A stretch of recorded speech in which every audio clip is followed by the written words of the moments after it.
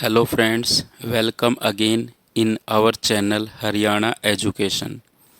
इस वीडियो में हम जो चंडीगढ़ के अंदर टीजेटी साइंस का जो पेपर हुआ था 2024 में, उसके फिजिक्स के न्यूमेरिकल्स करेंगे। एंड ये हमारा थर्ड लेक्चर है।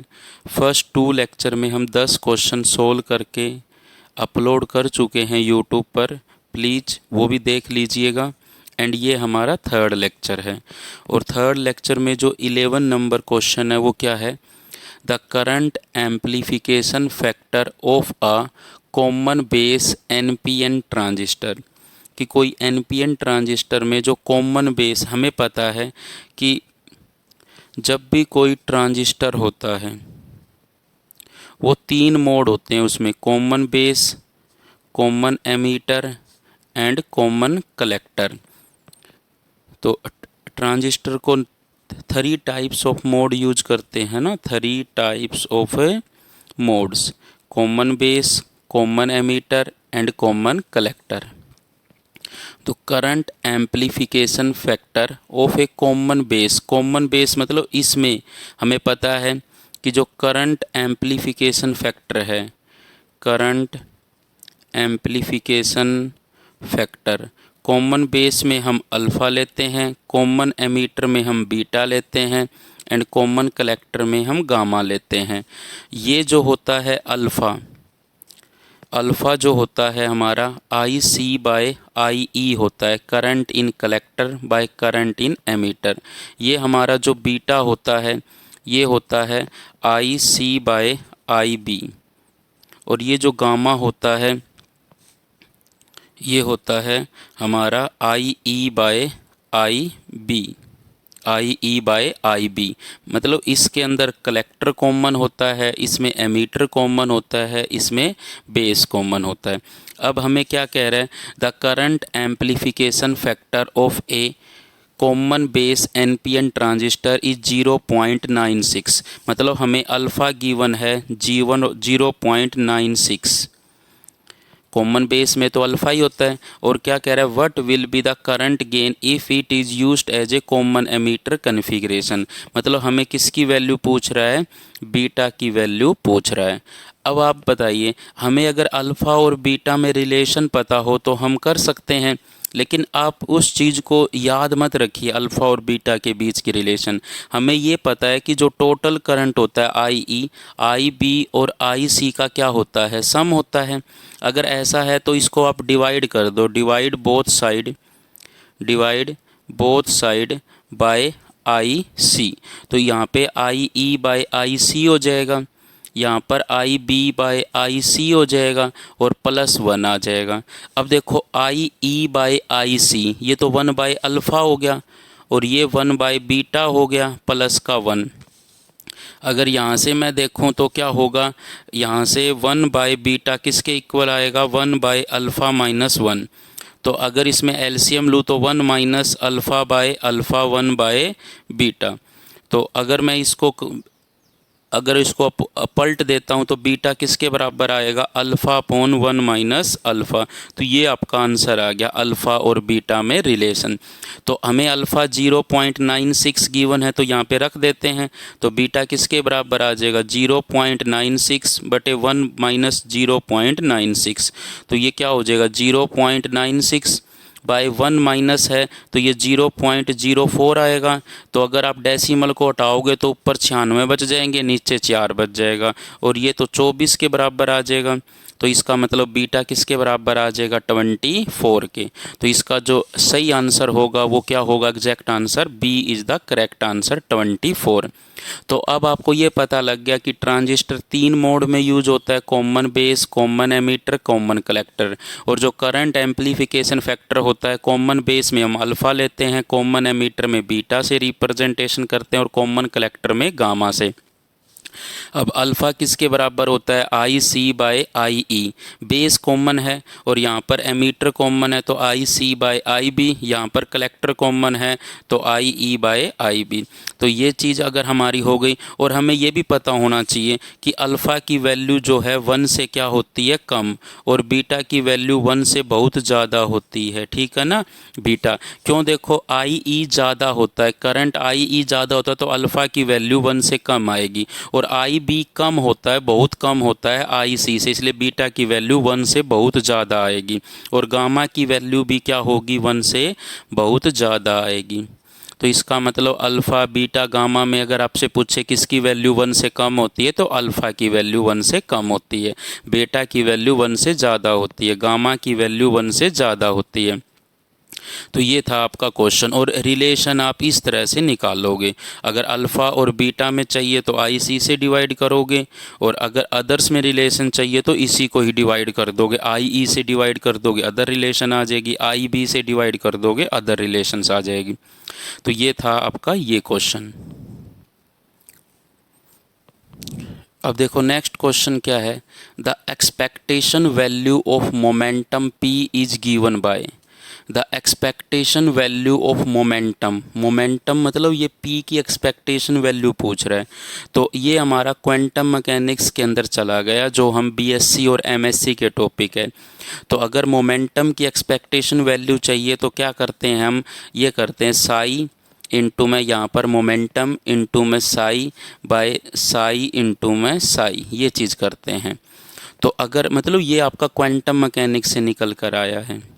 क्वांटम मैकेनिक्स में अगर हमें किसी भी मतलब किसी की भी हमें एक्सपेक्टेशन वैल्यू निकालनी हो तो ऐसे निकालते हैं। अब यहाँ पे देखो आपको सभी आंसर में क्या है, नीचे कोई भी इंटीग्रेशन नहीं गिवन, तो इसका मतलब ये जो साई है ये आपका नॉर्मलाइज्ड वेव फंक्शन ले रखा है। साई क्या सा वेव फंक्शन है, नॉर्मलाइज्ड वेव फंक्शन है। अगर नॉर्मलाइज्ड वेव फंक्शन है तो साई के साथ प्रोडक्ट स्केलर प्रोडक्ट कितनी आ जाएगी, 1। तो अगर नॉर्मलाइज है तो ये जो चीज़ है ये 1 हो जाती है, तो इसका मतलब ये ऊपर वाला ही करना पड़ेगा आपको। और इसको अगर हम इंटीग्रेशन में लिखते हैं तो इंटीग्रेशन ये तुम्हारा साई स्टार बन जाता है, और ये पी किसी वेव फंक्शन साई पे लगेगा इंटू में डी टाउ। अब P जो ऑपरेटर है इसको हम लिखते हैं minus eta H cut into में डेल। डेल क्या है, एक ऑपरेटर है, डेल ऑपरेटर, ये चीज़ लिखते हैं minus eta H cut into में डेल। तो अगर ये देखा जाए कि आइटा, अगर देखो ये माइनस, अगर मैं देखो हर एक ऑप्शन में क्या है, आइटा नीचे है, तो अगर मैं इसमें आइटा से मल्टीप्लाई और आइटा से डिवाइड कर दूं तो माइनस का eta square H cut by eta into में डेल, तो आइटा स्क्वायर -1 होता है, आइटा स्क्वायर कितना होता है -1, तो ये माइनस और ये माइनस प्लस हो जाएगा, तो H cut by eta into में डेल, तो P किसके इक्वल आ जाएगा, इसके इक्वल। तो P की जगह अगर हम ये रख देते हैं तो ये क्या आएगा, इंटीग्रेशन ऑफ साई स्टार, और P की जगह H cut by eta into में डेल, और ये किस पे लगेगा, वेव फंक्शन साई पर इंटू डी टाउ। तो ऐसे आप एक्सपेक्टेशन वैल्यू P की निकाल सकते हो। तो अगर इस ऑप्शन को मैच किया जाए तो इसका आंसर क्या आएगा आपका, C is the correct answer. अब देखो नेक्स्ट क्वेश्चन क्या है, the combined form of first and second law of thermodynamics is given by, मतलब first law of thermodynamics and second law of thermodynamics की कंबाइन फॉर्म चाहिए आपको। P यहाँ पे प्रेशर है, T टेम्परेचर है, V वॉल्यूम है, U इंटरनल एनर्जी है, S एंट्रोपी है, Q क्वांटिटी ऑफ हीट है। अगर आपको फर्स्ट लॉ ऑफ थर्मोडायनामिक्स की बात की जाए, first law of thermodynamics, first law of thermodynamics क्या कहता है कि अगर आपने किसी सिस्टम को D Q heat the, D you उसने इंटरनल एनर्जी में चेंज कर दिया, और डी डब्ल्यू का उसने क्या कर दिया, वर्क कर दिया, तो डी क्यू किसके इक्वल आएगा, D U plus D W, और डी डब्ल्यू किसके इक्वल होता है, P इंटू में डी वी, तो ये किसके इक्वल आ जाएगा, डी यू प्लस का P D V equal to D Q. ये तो तुम्हारा फर्स्ट लॉ ऑफ थर्मोडायनामिक्स है। And second law of thermodynamics क्या था? सेकंड लॉ ऑफ थर्मोडायनामिक्स होता है कि जो डी एस होता है, change in entropy, D Q by T के बराबर होता है। कितना हीट दिया है, किसी डी क्यू कितना हीट दिया है किसी टेम्परेचर टी पर, तो ये डी क्यू किसके इक्वल आ जाएगा? T into D S. ये सेकेंड लॉ ऑफ थर्मोडायनामिक्स है। इन दोनों को अगर मर्ज किया जाए तो डी क्यू की जगह क्या रख दूंगा? T D S. तो टी डी एस किसके बराबर होगा? D U plus P D V. तो यही तुम्हारा क्या है? दोनों की कंबाइन फॉर्म है। तो इसका आंसर देखो, टी डी एस किसके बराबर है? D U plus P D V. तो यही इसका एग्जैक्ट आंसर है आपका। तो इसका आंसर क्या होगा? ए। अब नेक्स्ट क्वेश्चन देखो क्या है। The substance in which molecules have zero magnetic moment. मतलब हमें पता है कि मॉलिक्यूल से मिलकर क्या बना हुआ है? सब्सटेंस बना हुआ है। मॉलिक्यूल से मिलकर क्या बनता है? आपका सब्सटेंस बनता है। और कहता है कि वो सब्सटेंस बताओ जिसके अंदर मॉलिक्यूल्स का जीरो मैग्नेटिक मोमेंट हो। वो पैरामैग्नेटिक होंगे, डायामैग्नेटिक होंगे, फेरोमैग्नेटिक होंगे या फेरी मैग्नेटिक होंगे। तो ये मॉलिक्यूल के पास जीरो मैग्नेटिक मोमेंट है। जीरो मैग्नेटिक मोमेंट मतलब कोई भी मैग्नेटिक मोमेंट नहीं है। मतलब सभी क्या है? पेयर्ड इलेक्ट्रॉन्स है। सभी क्या है? पेयर्ड इलेक्ट्रॉन्स है वहाँ पे। और पेयर्ड इलेक्ट्रॉन्स कहाँ पे होते हैं? डायामैग्नेटिक में। डायामैग्नेटिक में मॉलिक्यूल्स का कोई भी मैग्नेटिक मोमेंट नहीं होता है। तो इसका मतलब इसका आंसर क्या आएगा? B is the correct answer. अब देखो नेक्स्ट क्वेश्चन क्या है। ए सोलेनोइड जो कितना मीटर लॉन्ग है? 1 मीटर लॉन्ग है। मतलब हमें लेंथ ऑफ द सोलेनोइड दे रखी है small L, 1 metre. Has cross sectional area कितना दे रखा है? 10⁻⁻² metre square. 2000 turns per metre है। मतलब 1 मीटर लॉन्ग है तो 2000 टन। स्मॉल एन कितना दे रखा है? 2000 दे रखा है। 2000 टन्स पर मीटर। मतलब 1 मीटर लेंथ में कितनी टर्न्स आती है? 2000। एंड कैरीज एक करंट, कितना कैरी कर रही है? 1 एम्पियर। आपसे कह रहा है एनर्जी स्टोर कितनी होगी इसमें। तो ये 4 ऑप्शन दे रखे हैं एनर्जी स्टोर के।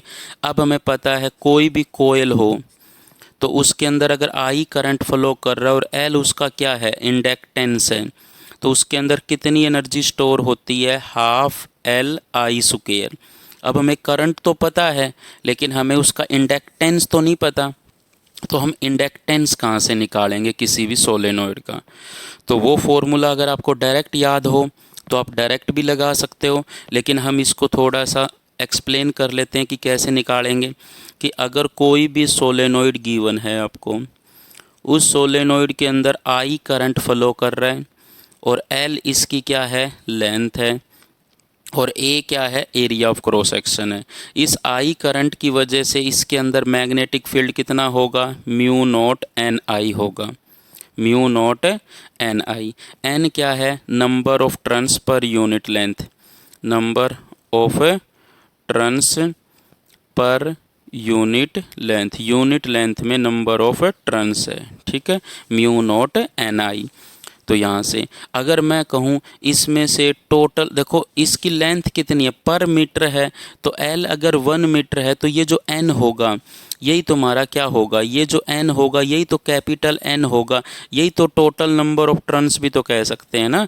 यही तुम्हारी टोटल नंबर ऑफ टर्न्स भी इतनी होगी, क्योंकि 1 मीटर में कितनी नंबर ऑफ टर्न्स है? 2000। और लॉन्ग भी कितना है? 1 मीटर ही लॉन्ग है। तो इसका मतलब स्मॉल एन ही तुम्हारा कैपिटल एन होगा टोटल नंबर ऑफ टर्न्स।